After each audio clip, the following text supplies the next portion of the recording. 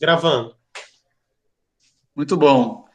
Vamos começar a aula de hoje. Como a aula anterior já faz umas 3 semanas, eu vou dar uma passagem bem rápida pelas aulas anteriores, que foram as de número 26, 27 e 28, né? Daquelas 40 que estão lá no site da obra. Bem rápido, só para fazer assim uns minutinhos de revisão, antes de entrar nas aulas de hoje, que são as três seguintes, 29, 30 e 31. A gente vai ter nas próximas semanas seguidas, então vai facilitar que seja mais encadeado, né? Não vai ter esse intervalo longo de novo. Então, talvez vocês lembrem, né, que a gente falou inicialmente sobre, digamos assim, essas três instâncias, essas três realidades que há na nossa vida moral. A consciência interior, consciência moral, consciência de si mesmo, consciência da responsabilidade que a gente tem pelos nossos próprios atos, mas consciência enquanto vivificada pela lei de Deus, né? A consciência enquanto voz, juízo moral que nos recorda o bem que a gente deve alcançar, né? A vida que a gente tem que buscar, o mal que a gente tem que evitar. Então, a consciência, ela recebe da lei de Deus a sua luz, a sua guia, né? E ao mesmo tempo, a consciência, ela está encaminhada para cumprir a lei de Deus, né? A liberdade humana, que é real, que existe, né? Deus fez a nossa vontade livre, a gente é responsável pelos nossos atos, e precisamente a gente pode ter um agir livre porque a nossa consciência é reflexiva, nós somos espirituais, a gente é dono dos próprios atos, né? A pessoa livre é causa de si mesma, dizia Santo Tomás, né? E o ato livre virtuoso, o ato livre que busca o bem, ele reforça a consciência, né? Então a gente viu que essas seis setinhas, elas são assim, né? A lei de Deus vivifica a consciência, que por sua vez segue a lei, né? O fato de eu ter consciência espiritual, uma consciência moral, me possibilita o agir livre, que por sua vez reforça, formando bem a minha consciência, né? E a lei de Deus atrai a liberdade, e a liberdade, ela nos conduz a cumprir a lei de Deus, que é amor, né? E a gente viu rapidamente também essa diferença que na expressão é sutil, mas que no sentido e significado é muito importante. Liberdade de consciência é uma coisa equivocada, porque a consciência não é autônoma, ela é um tribunal que julga conforme a lei de Deus, que está inscrita no nosso coração pela lei moral natural e que nos é recordada pela lei que Deus promulga, primeiro no Decálogo, os 10 mandamentos, a gente vai introduzir isso hoje, né? Mas depois pela lei da igreja, por exemplo, né? E a consciência, ela tem que ser indo se formando conforme a lei de Deus, meditação da palavra de Deus, da Sagrada Escritura, do magistério da igreja, direção espiritual, oração, estar em graça, os sacramentos, assim por diante. Então, a consciência não é autônoma, nesse sentido, ela não tem essa liberdade absoluta, né? Agora, a liberdade das consciências individuais, isso é uma coisa justa, honesta, né? Boa, porque na consciência a pessoa é livre, né? É o sacrário vivo do homem, onde ela se encontra com Deus. Ninguém pode ser forçado a agir de forma contrária à sua consciência. Nosso padre falava, né, que mesmo se uma pessoa esteja objetivamente numa situação de erro, numa situação por ignorância, muitas vezes invencível, né? Nosso padre fala, olha, eu tenho convicção de estar na verdade da fé e de achar que você está no erro, né? Mas eu daria a minha vida para defender a liberdade que você tem de seguir a sua consciência, né? Naturalmente, nos fica sempre o dever de formar bem a nossa consciência, porque às vezes ela pode ser errônea. Essa consciência errônea pode ser culpável ou inculpável, dito invencível, né? E se é uma coisa culpável, uma ignorância culpável, a pessoa é responsável pelos atos ruins que ela faz, ainda que ela não seja, digamos ali, em ato, né, consciente daquilo pela lacuna de formação que ela teve. Mas se essa escassa formação foi, digamos, responsabilidade dela, né, ela tem responsabilidade pelas consequências ruins das suas más escolhas passadas também. Então, só para reforçar a necessidade que a gente tem de formar bem a nossa consciência. Tem a lei moral natural, mas que sozinha, pelo estado de pecado, não basta, né? Porque a nossa inteligência e nossa vontade tem certa dificuldade para reconhecer, sim, imediatamente, né, alguns princípios da lei moral natural. Por isso Deus teve que promulgar o decálogo, etc. Vamos ver isso hoje, né? Depois, a gente falava com alguns exemplos da moralidade dos atos humanos e vimos que as fontes da moralidade são três. Chamado objeto moral escolhido, que responde à pergunta o que você está fazendo, que é diferente, isso era essencial daquela aula, né? Do objeto material. Então, nesse exemplo aqui, quando eu pergunto para esse rapaz o que você está fazendo, não tem sentido ele dizer estou deitado numa rede, porque isso é descrição física, é o chamado objeto material. Ele tem que responder estou descansando, por exemplo. Aí é um objeto moral, porque envolve uma escolha dele, né? Uma intencionalidade. O fim ou intenção, que é o para que você escolheu esse objeto moral. Então, o fim é o primeiro na intenção, né? Para alcançar esse fim, eu escolho livremente um objeto moral que me permite alcançar o fim. As circunstâncias, né? Como, onde, etc. A gente ilustrou com alguns exemplos uns princípios, né? A pessoa está roubando um celular, mas diz que o faz para ajudar em casa. O objeto moral escolhido foi roubar o celular com o fim de ajudar em casa, as circunstâncias que forem. E qual que é o problema que está aqui? A ação inteira está viciada porque os fins não justificam os meios. Né? Então, ainda que o fim pretensamente fosse bom, mas se ele escolheu um meio viciado, né, um meio imoral, porque envolve já uma ação contrária à lei, né, a lei de Deus, a lei moral natural, né, uma ação que ele precisa deturpar a consciência dele para fazer. Né? Então, toda a ação está viciada. Né? Então, não vale, assim, uma ética de tipo consequencialista, né, que não, para alcançar um fim bom eu escolho um meio ruim e está valendo, não? Papa João Paulo II condena na Veritatis Splendor claramente isso aqui, né? E vimos outro exemplo de outra maneira de viciar a ação, né? Uma pessoa está dando esmola, pode ser para um motivo de vaidade, ficar bem, ou motivo de caridade. Objeto moral que ela escolheu, dar esmola. Para quê? Olha, se o fim ou a intenção fosse ficar bem diante dos outros, com as circunstâncias que fossem, né? O que aconteceu com essa ação? O meio escolhido é bom, é dar uma esmola, fazer, né? Mas se o fim era vaidade, o fim mal tornou má toda a ação. É um exemplo diferente do anterior, né? E a gente viu aquele exemplo de retificar a intenção, né? Porque às vezes eu começo um ato com um fim bom, mas entra um outro fim, né? A pessoa está dando esmola para viver a caridade, mas por sentir-se vista por outro, vem o fim da vaidade, de ficar bem da imagem, né? Então ela tem que retificar a intenção para que o fim torcido não estrague a ação inteira, né? E vimos também as ações de duplo efeito, né? Às vezes para alcançar um fim bom, eu acabo tendo uma consequência como uma espécie de efeito colateral não desejado, é uma consequência que é um segundo fim, um duplo efeito que é ruim, né? E aí a moral se pergunta, é lícito fazer uma ação de duplo efeito? Em alguns casos pode ser, quando se cumprem essas quatro condições. Ou seja, o objeto moral, portanto, o meio escolhido para alcançar o fim bom, esse meio ele tem que ser ou bom ou ao menos indiferente. Depois, o efeito bom não pode ser consequência do efeito mal. O efeito mal não pode ser diretamente querido, ou seja, quando muito é tolerado como um efeito colateral que eu não consigo evitar ao buscar o efeito bom, né? E tem que haver uma proporcionalidade, ou seja, esse efeito mal, o efeito colateral ruim, né, o duplo efeito que eu tolero, ele tem que estar em proporção ao efeito bom que eu busquei, né? Senão não faz sentido a ação de duplo efeito. Né? Vimos também a questão da graça e das virtudes. Depois do pecado original, a gente perdeu a graça, a natureza ficou ferida. Né? É o que está descrito aqui nesse slide. Portanto, a gente tem que curar a natureza com as virtudes e, sobretudo, recuperar a graça que vai construir sobre a natureza. Né? Vocês lembram que o nosso padre fala que o edifício das virtudes teologais, ele se edifica em nós sobre o alicerce das virtudes humanas. Né? Virtudes humanas, elas são agrupadas em torno das quatro cardeais: prudência, justiça, fortaleza e temperança, né? Mas a gente tem que ter cuidado para não cair no risco do voluntarismo, ativismo, também chamado neopelagianismo, né? Porque é a graça que nos salva, a misericórdia de Deus. Nós não somos salvos pelas nossas próprias virtudes, né? Quanto mais importantes são as virtudes teologais e a graça de Deus.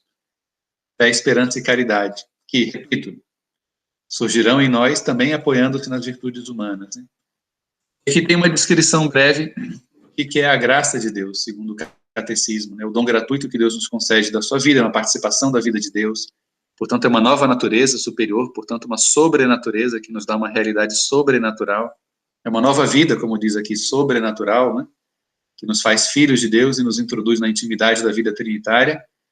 É dita tanto graça de Cristo, enquanto nos foi concedida e nos é conseguida por Cristo na cruz, em cada sacramento, quanto graça do Espírito Santo, que ao habitar em nós, cria, ele que é a graça incriada, cria em nós a graça criada, inabitando na nossa alma. Né?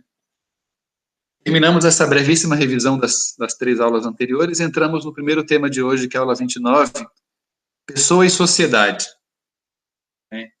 Eu sei que vocês já tiveram aulas, o Ricardo me falou sobre a doutrina social da igreja, não vou entrar aqui nesses pontos, tem um curso com o Renato Moraes, está até gravado para vocês reassistirem, se quiserem, né? Aqui vamos nos deter mesmo no que é falado aqui no texto, né, do que se refere ao catecismo, né? Então, pessoa e sociedade, o que está por trás dessa aula?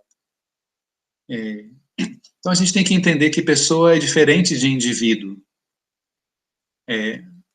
O ser humano, ele é pessoa, né? Porque ele é a imagem e semelhança de Deus. Deus é comunhão de pessoas, né? 3 pessoas, o Pai, o Filho e o Espírito Santo. Então, quando a gente fala assim, indivíduo, a gente pode falar assim, o indivíduo de uma espécie, né? Logicamente, não é errado usar a expressão indivíduo ao referir-se ao ser humano. Só que é insuficiente, é incompleto, é pouco. O ser humano é mais que indivíduo, ele é pessoa. Por quê? Porque nós vivemos em relação. Nós vivemos em relação, né?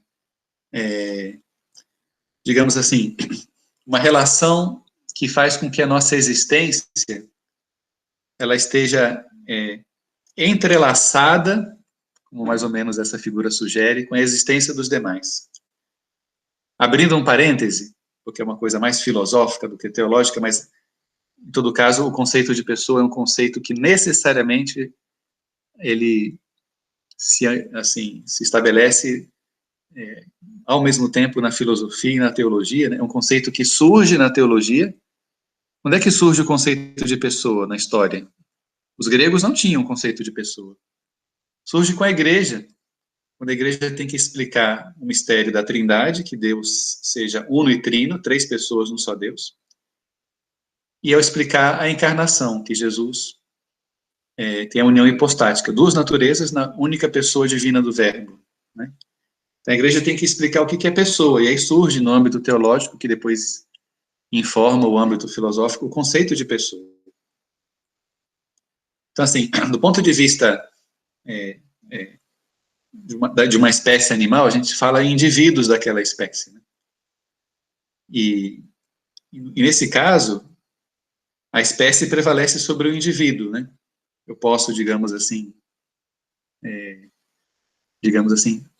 sacrificar indivíduos para salvar a espécie, né? Pensando nos animais. Né? Agora, a pessoa é diferente, porque cada pessoa é única, irrepetível, destinada à imortalidade. Cada pessoa é uma novidade que Deus faz irromper no mundo, né? E o parêntese que eu falava sobre a questão filosófica, talvez você já tenha ouvido falar dos transcendentais do ser, que é o unum, bonum, verum, né? O pulcrum, etc., né? Isso vale para todos os seres na metafísica, mas tem um filósofo chamado Leonardo Polo, que desenvolveu a chamada antropologia transcendental, e ele fala que o ato de ser pessoal é diferente, essencialmente diferente do ato de ser dos demais entes criados, de maneira que a pessoa humana, ela tem outros transcendentais, que são também 4, que é o conhecimento, o amor, a coexistência e a liberdade. Então, nesse coexistência, o que está sendo dito? Está sendo dito que a pessoa humana, ela não existe, ela coexiste, ou seja, ele fala assim que uma pessoa sozinha é o absurdo metafísico. E é muito interessante pensar a esse respeito no que é a condenação do inferno. Né? A condenação do inferno é a eterna solidão, que é a maior pena para a pessoa humana. Porque precisamente a nossa existência se dá em relação com os outros. Ficar privado dessa relação, e sobretudo ficar privado da relação com Deus, relação de conhecimento e amor com Deus, relação para a qual a gente foi feito e criado, é lógico que essa é a grande pena e a grande dor da condenação, né? Então é muito interessante ter em conta que a pessoa humana é a imagem e semelhança de Deus, né? E ele, em si mesmo, é relação. O que no ser de Deus, na vida intratrinitária, distingue as pessoas do Pai, do Filho e do Espírito Santo? A relação que há entre eles. O Pai é o Criador. Perdão, quando a gente fala do Pai Criador, a gente fala a Dextra, né, que criou o mundo, mas o Pai, ele gera o Filho dentro da Trindade. Ele gera o Filho é gerado pelo Pai. Então se estabelecem aqui duas relações, paternidade e filiação. O Espírito Santo procede do Pai e do Filho. Então existe a inspiração ativa do Pai e do Filho que inspiram o Espírito Santo, que é o amor entre os dois, e a inspiração passiva, que é o próprio Espírito Santo, que é o amor do Pai e do Filho, né? Então, essas relações de paternidade, filiação, de inspiração ativa e passiva, elas formam as três pessoas divinas, Pai, Filho e Espírito Santo. E nós somos a imagem e semelhança de Deus, né? Que é relação. Então, a gente vê que a pessoa humana, ela subsiste assim, né? Ela subsiste na relação. Então, o que é interessante aqui ter em conta para essa aula de hoje? Que Deus, ele quer que nós nos salvemos em família. A igreja é uma grande relação da família de Deus, né? Vamos avançar um pouquinho aqui. Nós vivemos em relação, né? A gente pode entender essa relação desses vários pontos de vista, que a gente forma grupos sociais, a gente está em conexão com os demais, a gente precisa uns dos outros para se completar. Basta ver como está organizada a vida em sociedade, né? Então, essa relação, eu falava daqueles transcendentais, né? Conhecimento, amor, coexistência e liberdade, é uma relação que, e aí a gente entende, né? A nossa inteligência, a nossa vontade são para conhecer e amar, e conhecimento e amor são relações interpessoais. Repara que toda amizade, todo tipo de amor humano, amor fraterno, amor conjugal, é sempre uma relação de conhecimento e de amor. Jesus, na oração sacerdotal, quando ele se pergunta sobre o que é a vida eterna, ele fala, ora, a vida eterna consiste nisso, em que te conheçam a ti, Pai, né, Criador do céu e da terra, único Deus verdadeiro, e a Jesus Cristo a quem enviaste, né? Então, a pessoa humana, ela existe para viver na doação e no serviço. A gente realiza o nosso ser pessoal quando a gente existe para o outro. Ser pessoas, ser a imagem e semelhança de Deus, faz com que o nosso ser não seja apenas um ser e ponto. O nosso ser é um ser para. O nosso ser, ele se completa quando ele se doa. Muito interessante, né? E nesse sentido, nós somos intrinsecamente sociais. Daí que família, a amizade, a igreja, ou seja, isso é uma necessidade da pessoa humana, isso são instituições que condizem com a própria, né, a gente fala que a família é a célula básica da sociedade, né? E é uma instituição que faz parte, digamos assim, que está inscrita na nossa própria natureza, não é uma criação a posteriori, né? Viver em sociedade não é, digamos, como a gente poderia pensar, né, o mito do bom selvagem, o homem é bom quando vive sozinho, mas a vida em sociedade estraga o homem, porque o homem é o lobo do homem. Isso não é real, né? Isso é o contrário, né? Quer dizer, a sociabilidade, ela é algo intrinsecamente humano, de maneira que a nossa salvação se dá quando a gente vive a comunhão dos santos, a gente se ajuda, né? Deus quis que nós não nos salvássemos sozinhos, a gente tem que rezar uns pelos outros. A própria natureza, mesmo física, biológica do ser humano, mostra isso, a gente precisa, né? Bom, desde que nasce uma criança que precisa, né, do seio da mãe, do leite da mãe, etc., né? Mas todo o universo do trabalho, o universo da vida em sociedade, tanto do ponto de vista dos meios de subsistência, quanto do ponto de vista da produção cultural, intelectual, a gente precisa uns dos outros para sobreviver. O ser humano precisa um do outro para digamos assim, para gerar filhos, né? A gente precisa um do outro, a gente... Então é muito bonito como Deus, ele inscreve nessa sociabilidade humana algo que é do seu próprio ser, porque Deus é família, Deus é relação. Então, pensar assim, pessoa e sociedade são duas coisas que se unem, se reclamam, se juntam, né? Não dá para falar na pessoa sem a sociedade, nem na sociedade sem a pessoa, né? Porque a pessoa é intrinsecamente social. E a sociedade existe para tutelar o bem comum e o bem de cada pessoa. Né?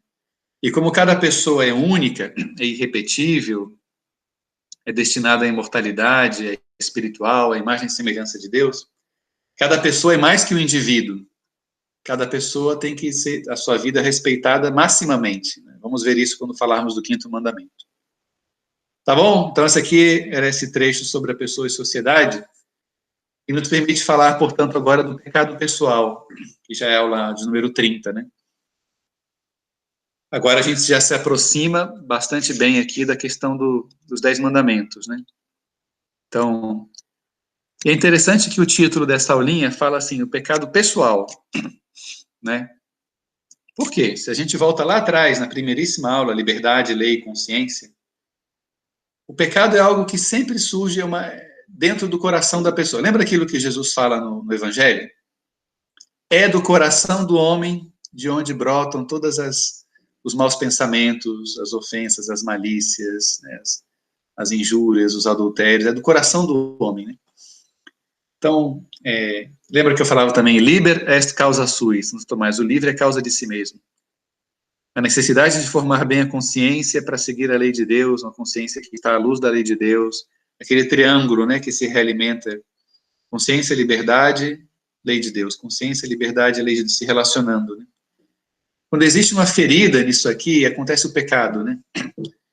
Pessoa que age de forma contrária à consciência, uma consciência que não se forma segundo a lei de Deus, uma liberdade que não busca cumprir a lei, que é amor, e é o sermão da montanha, né? Como Jesus nos mostra no Evangelho. Então surge o pecado pessoal, né? E como dizia Santo Agostinho, é uma aversão a Deus, sempre é, e uma conversão às criaturas. Mesmo quando a pessoa que está pecando não diga assim, não, mas eu não estou fazendo isso contra Deus, né?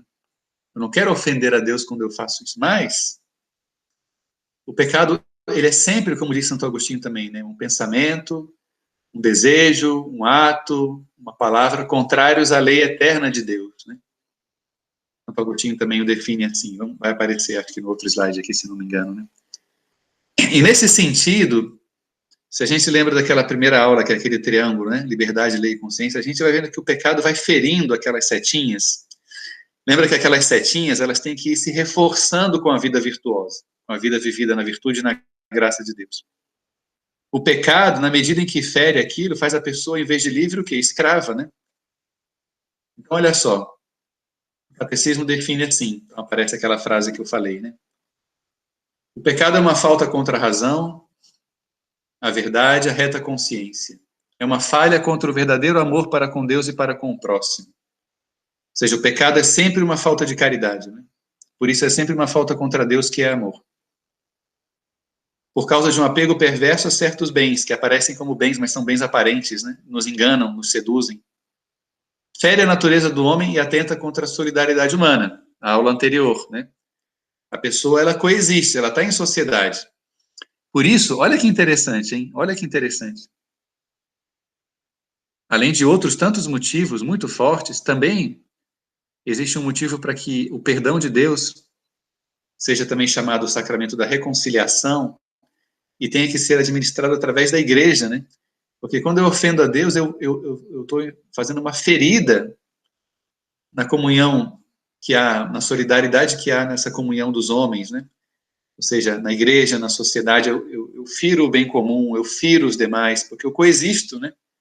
Então eu tenho que me reconciliar com a igreja, através da igreja me reconciliar com todo o gênero humano, né? A quem eu feri com o meu pecado. Nunca existe um pecado que me fere só a mim. Por quê? Repito, a pessoa não é indivíduo. Tem gente que fala, não, eu faço da minha vida o que eu quiser, ninguém tem nada a ver com isso. Assim, pecados que a pessoa faz de forma solitária, ou sei lá, né? Quem é que saiu prejudicado, né? É que essa pessoa que está pensando assim, ela está ignorando o entrelaçamento que há das nossas existências, que são verdadeiramente coexistência. Aquelas figurinhas das pessoas entrelaçadas, né?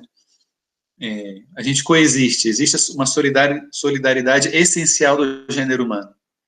Basta pensar que o pecado original de Adão e Eva nos foi transmitido. O pecado original não é em nós um pecado cometido, mas é um pecado contraído, porque a gente recebe deles a natureza. E a nossa natureza, ela é intrinsecamente social. Quando eu afiro com o pecado, eu estou ferindo os outros. A comunhão dos santos, quando eu faço um ato de virtude, eu elevo todos, mas quando eu faço um vício, um pecado, eu abaixo a todos, né? Ninguém se salva sozinho, ninguém se condena sozinho. Deus quis que nós nos salvássemos em família, em igreja. Então, dá para entender, né? Por isso que diz aqui, atenta, fere a natureza do homem, e precisamente por isso, porque essa natureza é social, atenta contra a solidariedade humana. E aí vem aquela frase de Santo Agostinho. Foi definido como uma palavra, um ato, ou um desejo contrários à lei eterna que nos escraviza, portanto. Né? Bom, é importante saber essa distinção. Existem pecados chamados mortais e pecados veniais. O pecado mortal é o pecado grave, o pecado venial é o pecado leve. Não tem 3 tipos de pecado, hein? Por que eu digo isso? Porque existe uma postura condenada pela igreja que fala, não, calma, olha, tem pecado leve, tem pecado grave, e até aí, tudo bem. E aí tem o pecado mortal. Só que, claro, quem defende esse tipo de postura está dizendo assim que é praticamente impossível cometer um pecado mortal. Já dá para ver que é uma moral um pouco laxa, no fundo é uma moral que quer justificar um pouco, né? Que praticamente o único pecado mortal seria assim, se a pessoa fizesse uma espécie assim de opção fundamental de toda a sua vida contra Deus, assim. No fundo, essa teoria moral da tal da opção fundamental também está condenada pelo Papa São João Paulo II na encíclica Veritatis Splendor, que é uma encíclica sobre a moral, né? Ou seja, o pecado grave, ele é o pecado mortal. Quando a gente usa o termo grave, a gente se refere à matéria do pecado, né? Quando a gente usa o termo mortal, a gente se refere ao efeito que ele produz na alma, ou seja, causa a morte, porque perdemos a caridade, expulsamos o Espírito Santo da nossa alma, é ele quem a vivifica, portanto, se ele é expulso, a alma fica morta, espiritualmente morta. Da mesma forma, leve e venial, leve porque a matéria é leve, venial porque ele causa uma ferida, não morte, né, na alma, né? Mas quais são as condições para que haja pecado mortal? São 3. Matéria grave, uma plena advertência do entendimento e um deliberado consentimento da vontade. O que é matéria grave? Olha, é toda aquela matéria que é incompatível com a caridade. Por tudo aquilo que a gente viu, né, desde a revisão das aulas anteriores e nas aulas de hoje, a gente entende que estar em graça de Deus, estar em graça habitual de Deus, estar em estado de graça, é que a graça, que é uma participação da vida divina, está em nós, ou seja, Deus habita em nós, a inabitação do Espírito Santo em nós, e com ele o Pai e o Filho. E Deus é amor, o ser dele é caridade, é amor. Vimos que todo pecado é um ato contrário ao amor, à caridade, é uma ofensa a Deus que é amor. Quando a gente peca em algo cuja matéria é incompatível com a caridade, então a gente expulsa Deus da nossa alma, né? Voluntariamente. Então a matéria é grave para o pecado ser grave, é toda matéria que é incompatível com a caridade. Que matéria é essa? É a matéria do decálogo, porque o decálogo é uma explicitação da lei de Deus, que como vimos lá na primeiríssima aula, por isso eu quis fazer hoje uma revisão, lembra que aparece no finalzinho, sobre a expressão lei de Deus, aparece grande assim, amor? É o que Jesus nos ensina no Sermão da Montanha, né? Então, a matéria grave é a matéria dos 10 mandamentos. Alguns mandamentos, eles admitem aquilo que a teologia chama de parvidade de matéria. Isso pode ser visto depois nas aulas específicas sobre os mandamentos, né? O que é parvidade de matéria? Parvos é pouco. Ou seja, a matéria em si mesma é grave, mas às vezes ela é pela insuficiência da matéria, não matéria material, física, moral aqui, né? Pode ser que não haja matéria suficiente, ainda que ela seja de natureza grave, né? não haja matéria suficiente para que aquele pecado seja grave, né? Então, o que acontece quando, por exemplo, o oitavo mandamento, né? Um pecado contra a verdade, né? Uma mentira. A mentira pode ser um pecado leve, né? Porque se é uma mentira dessas que eu uso, por exemplo, para sair de uma situação, uma pequena insinceridade, uma coisa assim. Há uma parvidade de matéria. Eu estou ferindo a verdade, estou ferindo a caridade, mas não em algo que comprometa a minha comunhão com Deus, digamos assim. Agora, enfim, tudo isso aqui do ponto de vista da matéria. Mas existem três condições para que o pecado seja grave. A matéria é grave, e as três têm que se dar concomitantemente. Se falta uma delas, o pecado não é mortal, ele é venial, né? Então, a matéria é grave, do ponto de vista da inteligência, do entendimento, uma plena advertência, do ponto de vista da vontade, um pleno consentimento, um deliberado, ou seja, para que o pecado seja grave, a matéria tem que ser grave, eu tenho que saber disso e querer sabendo isso, né? Mesmo sabendo disso, querer fazer aquilo. Logicamente, não estou querendo dizer com isso, né? Essa teoria do pessoal da opção fundamental, que é uma teoria furada, né? Nossa, um deliberado consentimento, uma plena... Então, é muito difícil ter um... Não é. Olha, a gente não precisa ser assim, achar que isso aqui... Quer dizer, a nossa vontade, ela é capaz de tomar decisões deliberadas, né? E a plena advertência do entendimento, não é uma espécie, assim, de máxima advertência possível. A nossa consciência, ela tem que estar alertada sobre aquilo, né? Então, tem situações em que, infelizmente, a pessoa pode cometer um pecado mortal e na prática acontece, né?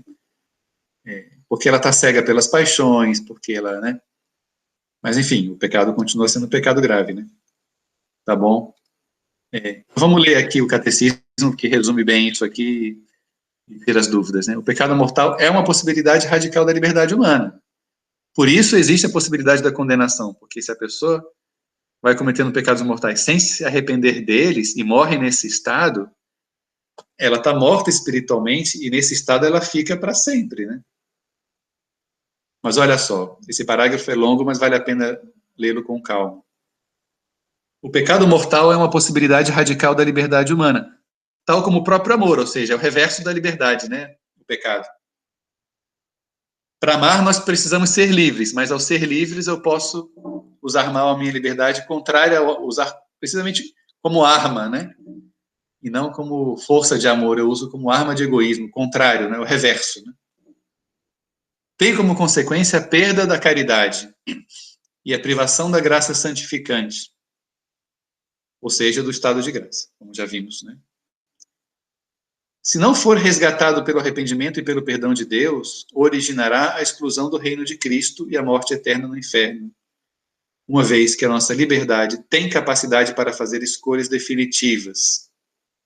O pessoal da teoria da opção fundamental, que está furada, no fundo o que eles negam é o seguinte, que a nossa liberdade, ela possa fazer escolhas definitivas, né? De maneira que o pecado nunca chega a ser... Só se a pessoa fizesse uma opção fundamental contra Deus, assim, mas isso seria quase uma exclusividade do diabo, assim, digamos assim. Felizmente a gente sabe que não é assim, né? E nossa liberdade, porque também, se a pessoa então, seria impossível a pessoa casar, por exemplo, né? Uma consequência lógica da coisa ou pelo menos um paralelo que se poderia fazer, né? Assim, da coisa da tal da opção fundamental. Se a liberdade não pode fazer escolhas definitivas, então ela não é capaz de se comprometer no vínculo estável, permanente, indissolúvel do matrimônio, né? Se ela não pode assumir esse contrato, né? Bom, e depois ele termina com uma frase que dá muita esperança. Tudo aqui dá muita esperança porque a verdade de Deus, a lei de Deus tem que nos mover a viver de amor de Deus. No entanto, embora não seja possível julgar se um ato é em si uma falta grave, devemos confiar o juízo sobre as pessoas à justiça e misericórdia de Deus. Por quê? Porque só ele que vê a consciência, ele vê o coração, né?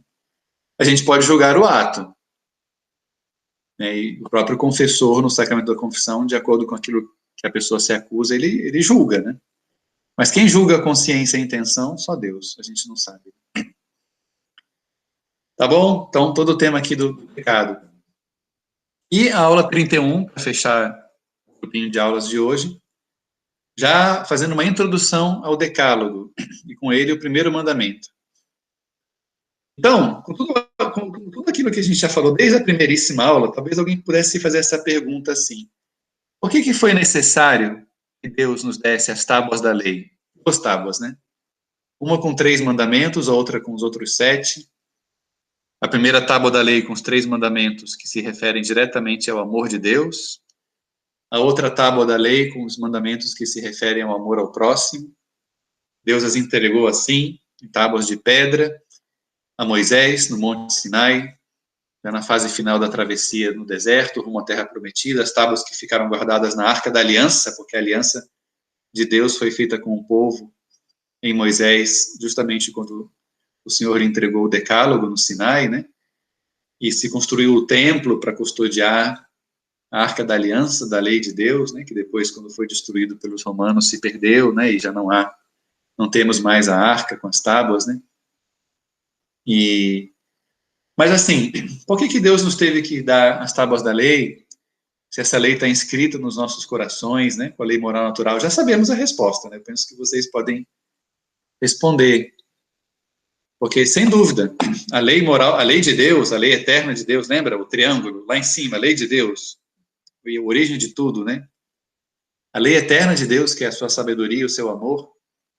Quando nós somos criados à sua imagem e semelhança,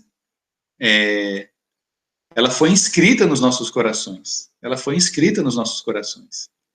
Só que com o pecado original, a inteligência ficou obscurecida, a vontade ficou enfraquecida, a gente tem dificuldade de identificar claramente em cada circunstância o que a lei moral natural nos indica, né? E a gente vê que os povos que foram surgindo ao longo da história, digamos, paralelo à história sagrada, paralelo ao povo de Israel, o pessoal que ficou preso nas religiões mitológicas, nos cultos politeístas, eles têm muita dificuldade. E eles acabaram adquirindo hábitos que são gravemente contrários à lei moral natural. Outra coisa é que, às vezes, pode ser, em algum caso extremo, por uma ignorância invencível, eles não são totalmente culpáveis daquilo, né? Tem uma imputabilidade moral diminuída, né? Sei lá, basta pensar em povos, às vezes, indígenas, povos autóctones, povos que têm hábitos terríveis, sei lá, de sacrifícios humanos, de canibalismo, de etc., né? Por o tema da poligamia, por exemplo, né? É totalmente contrário à lei moral. Como é que eles caíram nessa, digamos assim? É o coração humano, o endurecimento que vem vindo ao longo da história com o pecado, se a nossa consciência não é novamente, lembra a setinha? Vivificada pela lei de Deus. Então, o decálogo surge na história da salvação como parte da pedagogia divina que quer a nossa salvação. E surge o decálogo como, digamos assim, pedagogo, ou seja, preparando a plenitude da revelação da lei, que é Jesus Cristo. Ele mesmo fala no início do Sermão da Montanha: não penseis que eu vim abolir a lei, eu vim levá-la ao seu pleno cumprimento. E ele pega cada um dos mandamentos e... né? Então, o decálogo, uma promulgação positiva da lei moral natural, era necessária para que Deus pudesse dar ao povo de Israel um mínimo de pedagogia divina, ou seja, de indicação do caminho a seguir para eles se salvarem, para eles viverem no caminho de Deus, no caminho da salvação, né? E, no fim das contas, o que o decálogo vem recordar? O primeiríssimo mandamento que Deus entregou a Moisés, né? Ouve, Israel, o Senhor, o teu Deus, é o único Deus. Amarás o Senhor teu Deus com todo o teu coração, com toda a tua alma, com todas as tuas forças. E Jesus mostrará no Novo Testamento como toda a lei de Deus, ela fica resumida precisamente a isso, né? Amar a Deus sobre todas as coisas e ao próximo como a si mesmo. Então, quando a gente pensa assim no decálogo como um todo, a gente tem que ter isso muito em conta. A gente tem que amar muito a lei de Deus, né? É o próprio do coração de Jesus Cristo, né? E pensar que, diferentemente do povo de Israel, a gente tem a graça de Cristo. Eles não tinham. Eles eram salvos pela lei. Nós somos salvos pela graça. São Paulo fala muito disso aos romanos. Você pode ler a carta aos romanos com esse enfoque. A graça é a plenitude da lei. A graça, que é amor, é a plenitude da lei. A lei do Novo Testamento é o Espírito Santo, que é amor. Lembra que aparecia sobre a lei de Deus, amor? O que Jesus faz no Sermão da Montanha ao levar a lei à perfeição? Sobretudo nos mandamentos negativos, né, que começam com não. A gente vai ver isso nas próximas aulas. Jesus, ele transforma aqueles mandamentos, por exemplo, ouvistes o que foi dito aos antigos, não matarás. Era um limite que Deus colocou, claríssimo, né, para a ação de Israel. Só que Jesus diz, levando o mandamento à perfeição da caridade, eu, porém, vos digo, todo aquele que irar-se contra o seu irmão será já entregue ao tribunal. Aquele que o chamar imbecil, né, será condenado, será réu de juízo. Né? Aquele que o desprezar, que o chamar tolo, raca, né, uma palavra hebraica muito forte, né, e será condenado ao fogo da gente. Quer dizer, ele pega os mandamentos da segunda tábua da lei e os coloca na sua formulação positiva. Não matarás, amarás ao próximo. Não cometerás adultério, amarás a santa pureza, a castidade. Não roubarás, amarás a justiça. Não levantarás falso testemunho, amarás a verdade, assim por diante. Por quê? Porque a plenitude da lei é o amor, né? Então, Israel não tinha a graça de Cristo, a gente tem. Então, ao cristão, Deus pode pedir a perfeição da lei, que é o amor. Que é lei de liberdade, né? São Paulo diz aos Gálatas, foi para a liberdade que Cristo os libertou. Israel, ele vivia subjugado pela lei. A lei, de algum modo, era um peso para ele, ainda que era a garantia da aliança, né? Para nós, a lei é libertação. Foi para a liberdade que Cristo... Por quê? Porque nos permite viver de amor. E São José Maria, nesse sentido, é um mestre de entender a lei. Assim. Lembra quando ele fala, por exemplo, assim, a santa pureza? É uma afirmação gozosa do amor. São as asas que nos permitem voar para Deus. E essa é a moral. Lembra que eu falava no início, não hoje, mas faz 3 semanas, que a moral da primeira pessoa, ela tem que se perguntar pela vida que vale a pena viver, não tanto por aquilo que eu posso ou não posso fazer, uma moral legalista. É isso, né? A moral legalista é uma moral estranha, né? De quem está preso à lei, digamos assim, legalista. A moral dita da primeira pessoa, ou seja, a moral do Filho de Deus, a moral do discípulo de Jesus Cristo, a moral do Evangelho, a moral do Sermão da Montanha, a moral das bem-aventuranças. É a moral que se pergunta assim, qual é a vida que eu tenho que viver para ser plenamente feliz, eternamente bem-aventurado no céu, identificado com Jesus, plenamente filho de Deus? Para que o coração humano foi feito? Para amar, né? Então eu olho para o Decálogo e vejo nele uma escola de amor, né? E essa lei me faz livre. Né? A moral é a perfeita liberdade do homem, que se livra da escravidão do pecado. Por isso aquelas imagens no slide sobre o pecado das pessoas presas. Né?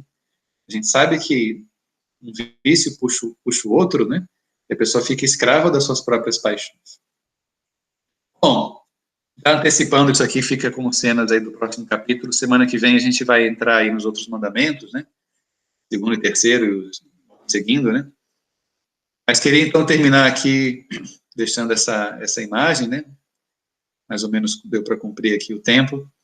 E é isso, vão juntando aí pessoal, vocês vão juntando aí as perguntas, a gente combinou assim, né? Para poder fazer uma aula mais enxuta e ficar a aula gravada, né?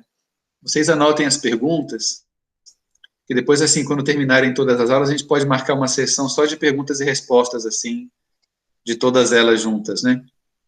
Mas também, como tem a vantagem aí de que está sendo gravado, vocês podem reassistir, porque às vezes uma pergunta que surgiu, se você reassiste, e sobretudo se lê o texto lá que está os textos que estão no site, né, que ajudam muito, que complementam, é uma bibliografia que completa, né, a aula, as próprias perguntas, elas vão se elucidando mais ou menos. As que permanecerem, a gente tenta tirar depois, tá bom?